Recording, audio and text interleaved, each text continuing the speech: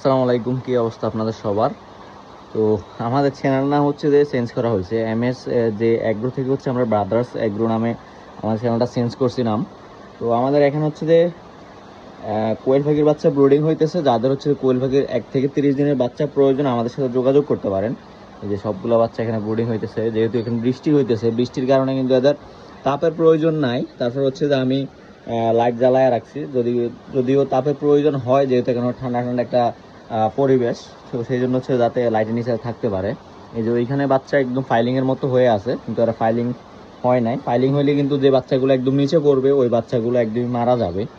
এই যে সাইডে যেই কর্নারে যে বাচ্চাগুলো থাকবে আর কি, এই সাইডে, তো সাইডে বাচ্চাগুলোর উপরে অন্য বাচ্চাগুলো একটু জাতা দিবে, জাতা দেওয়ার কারণে সেই বাচ্চাগুলো উপর থেকে উঠে আসতে পারবে না, যার কারণে হচ্ছে যে বেশিরভাগ সময় হচ্ছে বাচ্চা মারা যায় আর কি।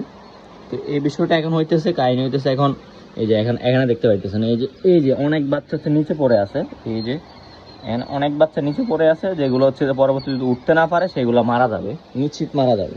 তো সেই কারণে হচ্ছে যে বাচ্চা ব্রুডিং এর সময় বেশি একটা মারা যায়, যে সমস্ত তাপটা ঠিক মতো দিতে না পারা যায়, আর হচ্ছে যে আপনার মানে বাচ্চা ঠান্ডার কারণে আর কি। এটা মানে ঠান্ডা, যখন তাপটা যখন ঠিক মতো না দিতে পারবেন, তখন হচ্ছে বাচ্চা ঠান্ডায় বাচ্চাগুলো মারা যাবে আর কি।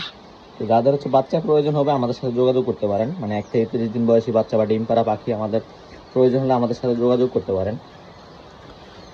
এই যে এখানে এই যে কর্নারে, একদম কর্নারে কয়েকটা বাচ্চা আছে। এই যে এগুলো যদি পরবর্তী উঠতে না পারে তাহলে এই বাচ্চাগুলো একদমই মারা যাবে, কিন্তু এই বাচ্চাগুলো একদম সুস্থ সবল বাচ্চা।